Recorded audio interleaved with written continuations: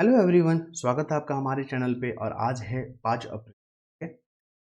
और हम लोग क्या करेंगे आज? महत्वपूर्ण न्यूज़ को कवर करेंगे जो एग्जाम में क्वेश्चन पूछे गए हैं और जो कि इस बार कोई भी एग्जाम में आने की पूरी संभावना है, खास करके स्टेट पीसीएस। हमारा फोकस रहता है यूपीएससी का करंट अफेयर और स्टेट पीसीएस का करंट अफेयर। मेन मुद्दा हमारा ये रहता है। ठीक है। जैसे भी आपका यूपी पीसीएस का होना है, आपका बीपीएससी का एग्जाम होना है। अभी अभी हाल ही में जेपीएससी का एग्जाम हुआ था, फिर आपका सीडीपीओ का एग्जाम होना है। उनके लिए आपको जो है ना करंट अफेयर और पॉलिटिक्स के मुद्दे, इकोनॉमिक्स के मुद्दे यहाँ पर देखने को मिलेगा, जहाँ के प्रश्न पूछे जाते हैं। सबसे पहला आइए, प्रधानमंत्री ने कहा कहा कि आज भारत घर में घुसकर मारता है। ठीक है, यहाँ तक सही है।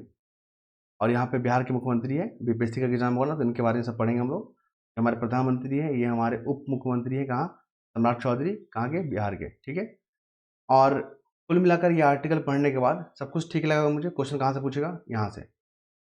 भारत रत्न कर्पूरी ठाकुर का अपमान। देखिए, भारत रत्न से क्वेश्चन पूछता है। यूपीएससी का क्वेश्चन उठाओगे ना 2022 में, वहाँ पूछा गया है कि भारत रत्न की शुरुआत कब हुआ? 1954। डेट याद रखिएगा।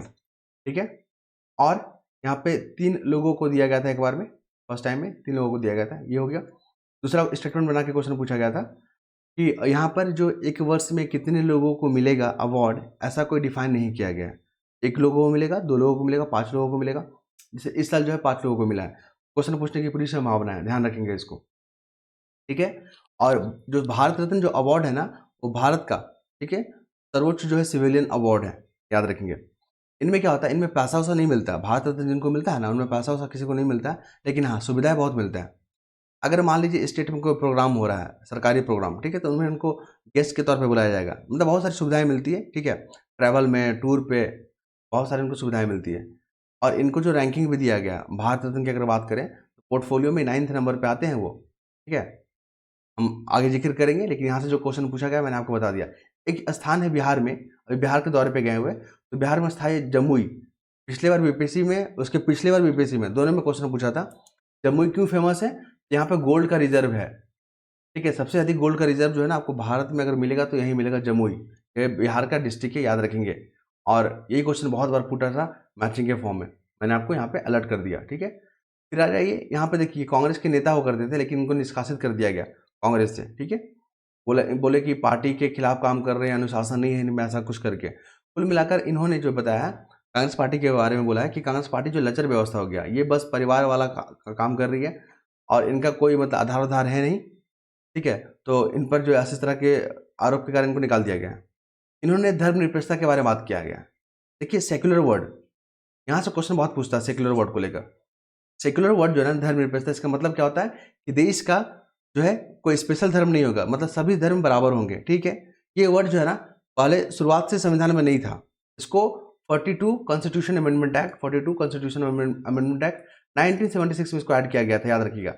3 वर्ड ऐड किए गए थे, एक था सेक्युलर, एक था सोशलिस्ट और एक था इंटीग्रेटी। ये 3 वर्ड जो है ना 1976 में इसको ऐड किया गया था 42 कॉन्स्टिट्यूशन अमेंडमेंट एक्ट को लेकर। याद रखिएगा, बहुत बार क्वेश्चन रिपीट किया गया स्टेट पीसीएस में और यूपीएससी में। उसके बाद हम लोग आगे बढ़ते हैं, तो यहाँ पर देखिए महंगाई की मार। और अभी क्या हो रहा है, प्याज, टमाटर और आलू बिगाड़ा सहकारी थाली। मतलब कुल मिलाकर जो जो जो वेज खाते हैं ना, वेज जो थाली होता है, ये वेज थाली आप देख रहे हो, इसका जो है प्राइस जो बढ़ गया है, मतलब इस पर लागत बढ़ गया है। क्यों? क्योंकि प्याज, टमाटर, आलू के दाम बढ़ गए हैं। लेकिन जो शाकाहारी है, तो उसमें बॉयलरों की संख्या जो है ना, दाम घटने से उसकी रेट गिर गया। क्वेश्चन यहाँ से फ्रेम नहीं करेगा। क्वेश्चन पूछता है प्याज को लेकर, ये आलू को लेकर। हम आपको बता दें, आप साइंस टेक में या आपका जो जनरल साइंस वाला टॉपिक होगा, जो भी स्टेट पीसीएस में, जैसे बीपीएससी में हो गया आपका, यूपी पीसीएस में, वहाँ क्या पूछता है, प्याज और आलू किसका फॉर्म है? तो आपको बता दें स्टेम का। तो तना, आपने नाम सुना ना, तना, उसका ये क्या होता है, रूपांतरित रूप होता है। ये क्वेश्चन पूछा गया। जैसे आपका अदरक हो गया, ठीक है, लहसुन हो गया, प्याज, आलू, ये सब क्या हो गया, स्टेम का पार्ट है। ठीक है। जैसे गाजर वगैरह आपका रूट का पार्ट हो गया, वो हो गया ना। इस तरह के क्वेश्चन जो है फ्रेम किए जाते हैं। और आगे चलेंगे हम लोग नेक्स्ट मुद्दे पे, जो हमें देखने को मिलता है। तो साइंस टेक वाला जो क्वेश्चन है ना, यहाँ पे इस तरह के प्रश्न पूछे जाते हैं। फिर हम लोग बात करेंगे अगले मुद्दे पे, जो हमें महत्वपूर्ण लग रहा है, मैं आपको बता दूं यहाँ पे। ठीक है। और मैं उसी टॉपिक को कवर करूंगा जो कि एग्जाम में क्वेश्चन पूछे गए हैं। ठीक है, ताकि आप लोग का समय बर्बाद ना हो। सबसे पहले यहाँ देखते हैं, यहाँ पे मनुष्य से संघर्ष करते वन्य जीव। आपको पता है ना, वन्य जीव जो अभी हाथी और जो मानव के बीच में जो संघर्ष चल रहा है, ये भी एक बहुत बड़ा मुद्दा बना हुआ है। ठीक है। ऐसा क्यों हो रहा है, इसके पीछे देख लीजिए। आप हाथियों और मनुष्यों के बीच में जो आप देख रहे हो कॉन्फ्लिक्ट देख रहे हो, ऐसा क्यों हो रहा है? क्योंकि जो मनुष्य जो है ना अपने स्वार्थी हित के लिए, अपने आधुनिकीकरण के नाम पे उनके रिहायशी इलाकों को, उनका जो आशियाना है, जो जंगल है, उसको काट रहे हैं। तो वो लोग फिर कहाँ जाएंगे? वो तो फिर इन्हीं रिहायशी इलाकों में ना आएंगे जहाँ मनुष्य रहता है। तो कॉन्फ्लिक्ट तो बढ़ना ही है। ये कारण है। मेंस में आपको इससे पूछेगा कि अभी जो आपने हाल में देखा है कि मनुष्य और जानवरों के बीच में जो कॉन्फ्लिक्ट हो रहा है, उसके पीछे आप कौन से कारण मानते हैं? और इन कारणों को और इससे निपटने के लिए सरकार ने क्या कदम उठाए हैं और आपका क्या सुझाव है? इस तरह का क्वेश्चन फ्रेम करेगा मेंस में। तो आपको क्या करना है? तो यहाँ पे क्या हो रहा है, जो आशियाना है जानवरों का, उसको हम लोग क्या करें, आधुनिकीकरण के नाम पे उसको काट रहे हैं, जंगल को काट रहे हैं, ठीक है। तो यहाँ से फिर इनको खाना फिर रहने की जगह तो नहीं मिलेगा, जानवरों को दिक्कत होगा ना, तो फिर वो मनुष्य वाला इलाका में आएंगे। फिर तो ये तो आपको दुष्परिणाम देखने को मिलेगा, ठीक है। आपको बता दें हमारा जो हाथी है ना, ये राष्ट्रीय पशु जो है ना, राष्ट्रीय धरोहर पशु घोषित किया गया है हमारा हाथी, और ये इकोसिस्टम के लिए बहुत महत्वपूर्ण रोल अदा करता है हमारे हाथी। एक बार हाथी से पता कैसे प्रश्न पूछा गया था यूपीएससी में, ये 2 साल पहले 2022 में पूछा था। हाथी का जो आप सूट देख रहे हो ना, तो वहाँ पे आप देखोगे यहाँ पे सिंगल रहता है, ठीक है, सिंगल करके ऐसा स्ट्रक्चर रहता है। और लेकिन अफ्रीका का जो हाथी होता है ना, उसमें डबल रहता है। ये हो गया। आपने देखा यहाँ पे जो हाथी का पीठ का पोर्शन पे देखोगे ना, तो यहाँ पे डबल जो है ना हच रहता है, मतलब डबल जो यहाँ पर स्ट्रक्चर देखने को मिलेगा पीठ के आसपास में। लेकिन वहाँ पे ऐसा नहीं है, ठीक है। दूसरा, कान वगैरह जो है ना, हाथी एशिया का जो एलिफेंट होता है, उसके कान छोटे छोटे होते हैं और अफ्रीकन का बड़ा होता है। यही क्वेश्चन पूछा गया था कंपेयरिंग करके। ये हो गया।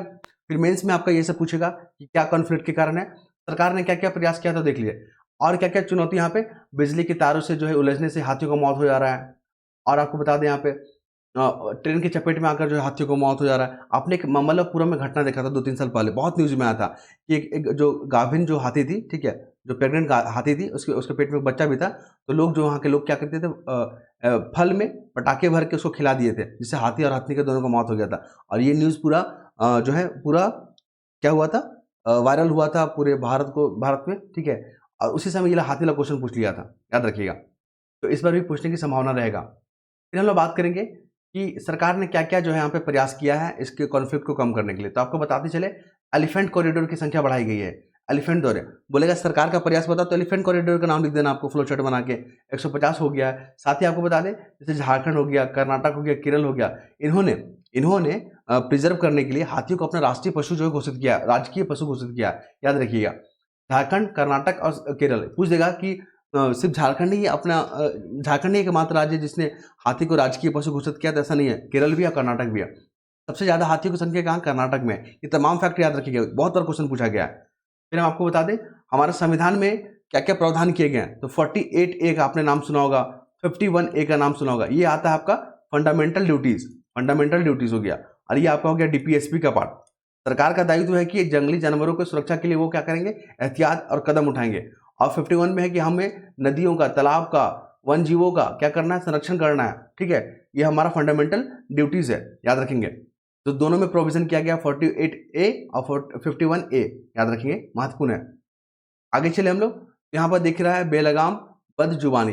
कुल मिलाकर यहाँ पर देख रहे हैं हम लोग, क्या देख रहे थे इस आर्टिकल में, क्या पढ़ रहे थे हम लोग। हाँ, अभी जो है जो कांग्रेस के पार्टी हैं वो किसी महिला पर टिप्पणी कर दे रहे हैं, ठीक है, आपत्तिजनक शब्द का प्रयोग कर रहे हैं, फिर बाद में माफी मांगते हैं कि नहीं मेरा मतलब वो नहीं था, मेरा मतलब ये नहीं था, आपका मतलब यही था कुल मिलाकर, ठीक है। तो आप इस तरह से शब्दों से बचिए। आपको जो है लोग सुनते हैं, समझते हैं, ठीक है। तो आप किस तरह की टिप्पणी कर रहे हैं, इससे आपको बचना चाहिए, क्योंकि आप एक राष्ट्रीय नेता हैं, ठीक है। तो आप पे इस छोटी छोटी बातों का जो है शोभा नहीं देता। कुल मिलाकर आर्टिकल में कहा गया, क्वेश्चन फिर यहाँ से नहीं करता है, क्वेश्चन पूछता है राष्ट्रीय महिला आयोग। आपको बता दें, राष्ट्रीय महिला आयोग जो है ना, संविधान में इसका प्रावधान नहीं किया गया। यह है नॉन कॉन्स्टिट्यूशनल बॉडी, जो आपने 1990 में एक एक्ट बना था राष्ट्रीय महिला आयोग, ठीक है। तो 1990 में 92 में जो है राष्ट्रीय महिला आयोग बना था। इसको जो अध्यक्ष होते हैं उसको अपॉइंटमेंट करते हैं केंद्रीय सरकार। कौन करती है, केंद्रीय सरकार जो अपॉइंट करती है। 2 फैक्ट हो गया। और आपको बता दें वर्तमान में कौन है, अभी वर्तमान में है रेखा शर्मा। ये बीपीएससी में भर भर के पूछा क्वेश्चन, ठीक है, 2-3 बार तो कंटिन्यू पूछ दिया राष्ट्रीय महिला आयोग के अध्यक्ष कौन है। और आपको बताते चले यहाँ पे, जो पहला जो राष्ट्रीय महिला आयोग थी ना, उसके जो अध्यक्ष थे ना, श्री जानकी पटनायक थे, याद रखेंगे, बहुत महत्वपूर्ण क्वेश्चन है, बीपीएससी में इस बार क्वेश्चन आ रहा है कि पहले जो है राष्ट्रीय महिला आयोग के अध्यक्ष कौन रहे थे, श्री जानकी पटनायक। स्टेटमेंट बना के पूछ रहा है इस बार, ठीक है। चलिए आगे बढ़े हम लोग। तो यहाँ पे शिक्षा को लेकर बात की गई है।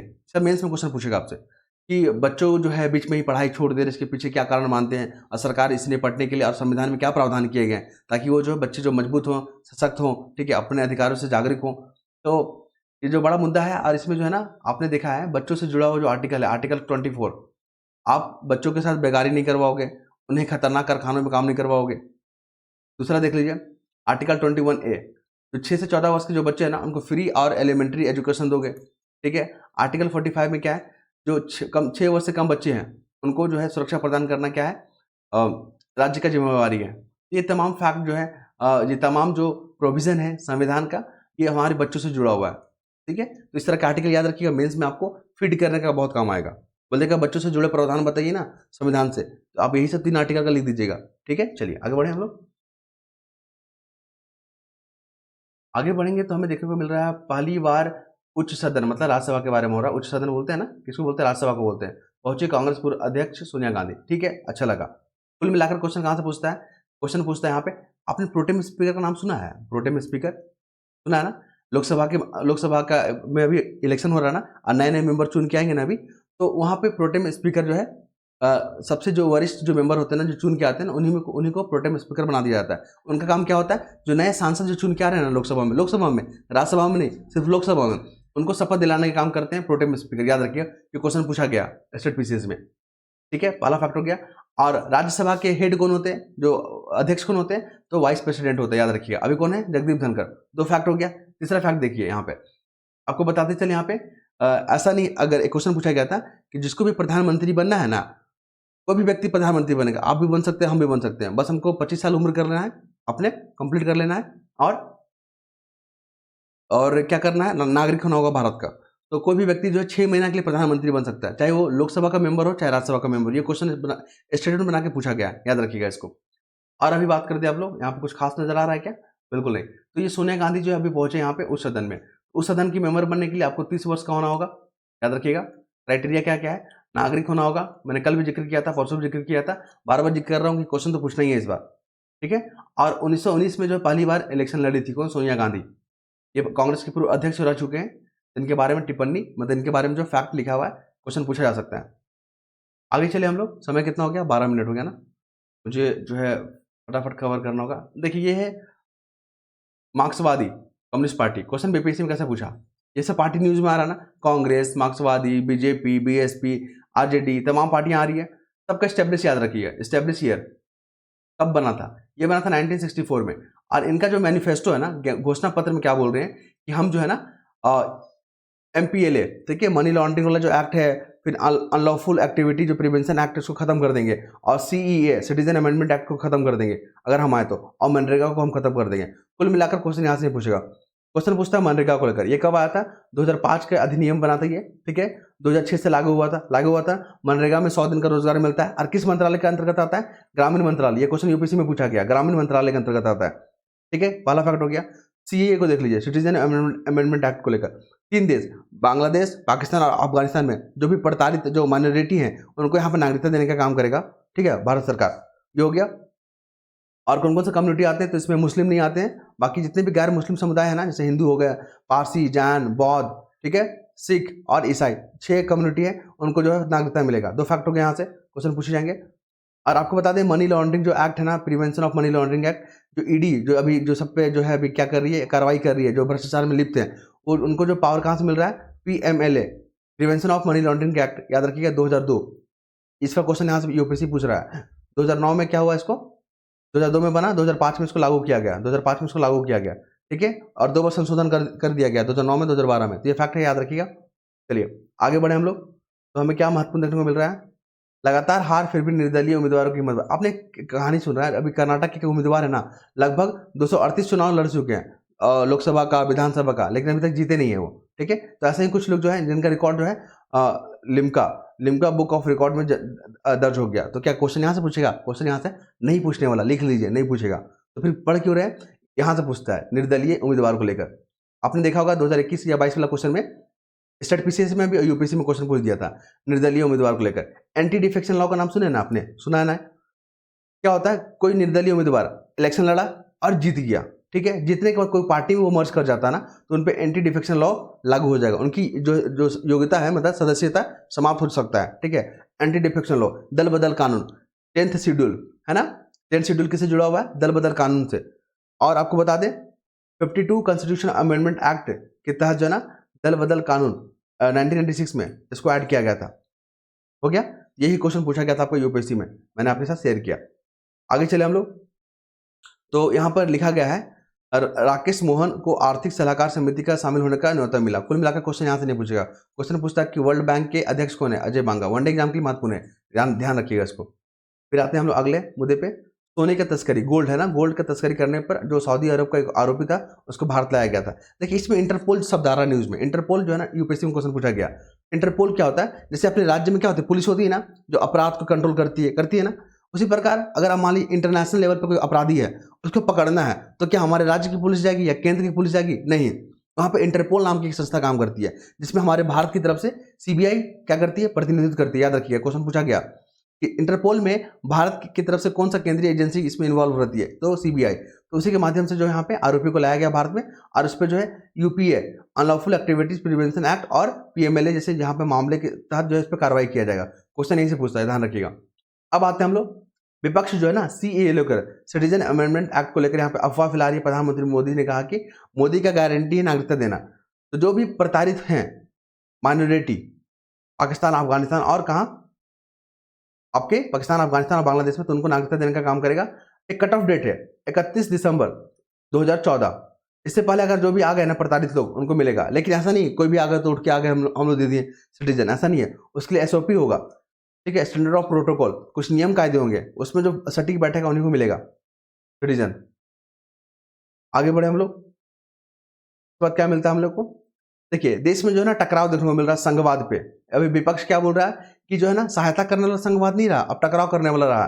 कुल मिलाकर बोल रहा है कि जहां पे भाजपा वाला सरकार नहीं है जिस राज्य में, तो वहां पे टकराव देखने को मिल रहा है राज्यपाल के माध्यम से, ठीक है।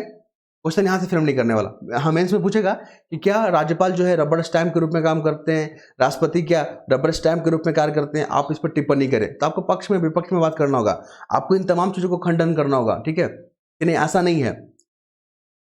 कुल मिलाकर ये मेंस में ऐसे क्वेश्चन पूछता है ना, लेकिन हमें क्या देखना है, क्वेश्चन जो है फ्रेम कैसे किया गया यूपीएससी का या प्रीलिम में। देखिए संघवाद, ये जो शब्द है ना संघवाद, ये हम लोग कहाँ से सीखे हैं? ये सीखे हम लोग कनाडा का जो संविधान है ना, कनाडा से हम लोग क्या किए सीखे हैं। हमारे जो संविधान है उसमें जो फेडरल जो सिस्टम संघवाद, वो कहाँ से लिए हम लोग? कनाडा से। यही क्वेश्चन बार बार पूछा है, देखिएगा प्रीवियस ईयर क्वेश्चन उठा के, बिहार में, यूपी में, यूपीएससी में, अदर पीसीएस में पूछा गया, ठीक है। संघवाद मतलब क्या होता है? केंद्र को अलग सब्जेक्ट दिया गया है, राज्य को अलग सब्जेक्ट दिया गया कि आप इस सब्जेक्ट पे कानून बनाओ, राज्य और केंद्र को बोला आप इस पे कानून बनाओ। लेकिन कोई भी ऐसा सब्जेक्ट भी है जिसपे केंद्र और राज्य दोनों मिलकर कानून बनाएगा, लेकिन कॉन्फ्लिक्ट होता है तो केंद्र का कानून वैलिड रहेगा। आपने 7th शेड्यूल पढ़ा है, ठीक है, पढ़ा ना, मैंने कई बार जिक्र किया है, वही चीज है यहाँ पे संघवाद। आगे बढ़ेंगे हम लोग, तो हमें देखने को मिल रहा है इजराइल से सुरक्षा सुनिश्चित करने का भारत से आग्रह किया। देखिए अभी क्या हो रहा है, भारत में बहुत सारा मतलब इजराइल में बहुत सारे इंफ्रास्ट्रक्चर का लॉस हुआ ना, हमास जो हमला किया था, तो वहाँ पे फिर से पुनरुद्धार के लिए, वहाँ पे फिर से डेवलप करने के लिए भारत से जो है श्रमिकों को वहाँ ले जाया गया है। तो वहाँ पे सुरक्षा कराने को इजराइल से बोला गया कि आप उसका ध्यान रखिएगा, हमारे जितने भी नागरिक हैं वहाँ पे काम करने के लिए, ठीक है। तो 2 स्टेट थ्योरी याद रखिएगा, बहुत महत्वपूर्ण है, कल भी मैंने जिक्र किया था थ्योरी, जो कि भारत जो कि इजराइल और फिलिस्तीन के बीच में क्या करना, सुलह का काम करता है ये थ्योरी। इसके बाद हम लोग बात करेंगे जो इजराइल से हम लोग जो अपने भारतीय को सुरक्षित जो भारत लाए ना, ऑपरेशन विजय, ऑपरेशन अजय, माफ कीजिए, ऑपरेशन अजय के माध्यम से लाया गया। ये क्वेश्चन पूछा गया था आपका।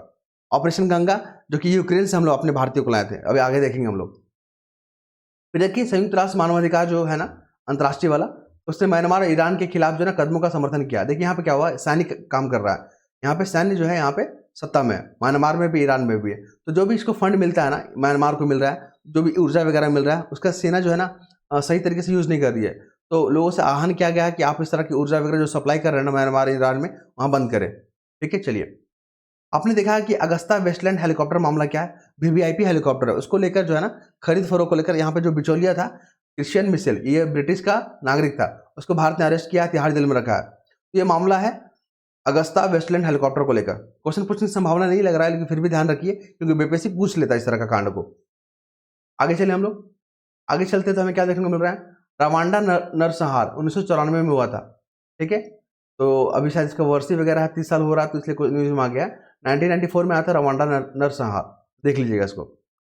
आगे चले हम लोग, तो यहाँ पे क्या हो रहा है, समुद्री डकैती, आपको पता है ना समुद्री डकैती, जो जैसे अफ्रीकन वाला ये एरिया, ये क्या हॉर्न ऑफ अफ्रीका है, सोमालिया है, यहाँ पे क्या है, जिबूती है, इरिट्रिया है, है ना। ये तमाम देशों के जो यहाँ पे रेड सी है, तो यहाँ पे क्या हो रहा है, समुद्री लुटेरे लोग हैं, जो भी यूरोपियन जो जहाज वगैरह आ रहे हैं ना, उस पर ड्रोन से हमला करते हैं, लूटपाट कर रहे हैं। तो भारत ने इसको जो है पकड़ा है, जो भी यहाँ पे शामिल था लोग, उसको भारत लाया गया है और इस पर कानूनी कार्रवाई होगा, ध्यान रखिएगा इसको। और आपने हिस्ट्री में पढ़ा है ना, जो बंगाल की खाड़ी यहाँ पर हुआ था बे ऑफ बंगाल में, वहाँ पे पुर्तगाल लोग जब आए थे ना, वो लोग भी लूटपाट का काम करते थे। ये क्वेश्चन पूछा गया आपको बीपीएससी में, ध्यान रखिएगा। सबसे पहला भारत आने वाले यूरोपीय कौन था, पुर्तगाल। 1498 में आया था। वास्को डी गामा का नाम सुना आपने, आया ना, वही आया था वास्को डी गामा, जमोरिन, ये सब नाम याद रखिएगा, बहुत बार पूछता है एग्जाम में। तो अब देखते हैं यहाँ पे, मतदाता पहचान पत्र बिना किसी संभव बनाए मतदान। देखिए, अगर मान लीजिए आपका जो है मतदाता में आपका नाम है, मतदाता सूची में आपका नाम है, कौन इसको जारी करता है, चुनाव आयोग।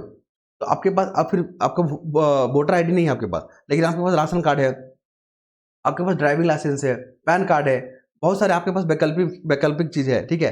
तो आप जाके वोटिंग कर सकते हो, ऐसा व्यवस्था करने की बात की गई है। कुल मिलाकर क्वेश्चन कहाँ से पूछता है, मतदाता, आप मतदान देते हो ना, आर्टिकल 26, ये आपका क्या कॉन्स्टिट्यूशनल राइट है।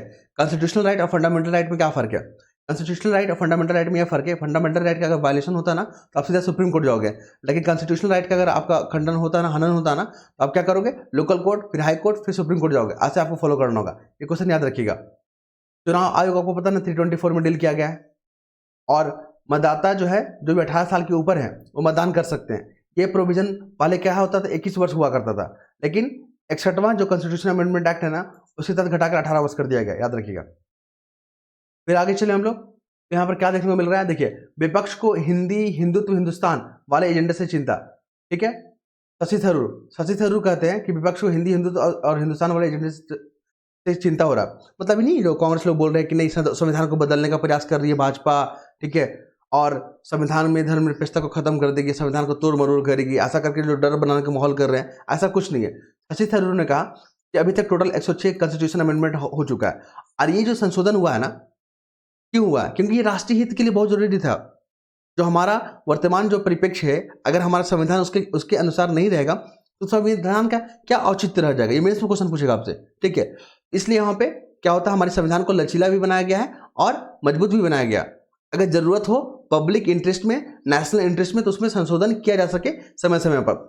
आर्टिकल 368 के तहत जो है संविधान संशोधन किया जाता है, ठीक है। तो इसी पे शशि थरूर ने बोला है कि जो भी नेशनल इंटरेस्ट में होना, चाहे कोई भी मुद्दा हो, उस पर जो है पक्ष और विपक्ष दोनों मिलकर जो यहाँ पे क्या करेगी, अपना समर्थन देगी। जैसे अभी आपने देखा होगा महिला वाला बिल जो आया था लोकसभा में और विधानसभा में, जो यहाँ पे समर्थन देने की बात की गई थी ना, उसको लेकर यहाँ पे शशि थरूर बोलते हैं कि यहाँ पर देखिए, विपक्ष जो खुशी खुशी इस पर समर्थन किया। तो इस तरह के अगर सब्जेक्ट आते हैं नेशनल इंटरेस्ट पे, तो इस पर जरूर जो है यहाँ पे पक्ष और विपक्ष मिलकर दोनों जो है कानून को पास करेंगे, ध्यान रखिएगा, महत्वपूर्ण है। आगे चले हम, तो आगे चलते हैं, तो हमें क्या देखने को मिलता है, मुझे देखने को मिलता है स्पोर्ट्स सेक्टर में। और याद रखिएगा, आपको पता ही है अभी ये जो है ना आर प्रज्ञानंद, ये हमारे शतरंज प्लेयर है भारत के, और फ्रांस के हैं कौन है, अली रेजा फिरोजा, याद रखिएगा, बोलेगा अली रेजा फिरोजा, आर प्रज्ञानंद न्यूज़ों में रहे, किस खेल से जुड़े हुए हैं, तो शतरंज से। इसके बाद मुझे कुछ खास नज़र नहीं आ रहा है स्पोर्ट्स सेक्शन में। अगर आप लोग इंटरेस्टेड हैं या आप लोग को अच्छा लगता है, तो आप लोग यहाँ पे पढ़ने के लिए स्वतंत्र हैं। आपसे क्या आग्रह रहेगा कि अगर आपको हमारा चीज़ें, अगर हमारा तरीका, अगर हमारा पैटर्न आपको अच्छा लगता है ना, तो आप अपना सुझाव और अपना जो है यहाँ पे प्रतिक्रिया देंगे, ठीक है। और फिर कल हम लोग मिलते हैं नए खबर के साथ, नए न्यूज़पेपर के साथ। धन्यवाद।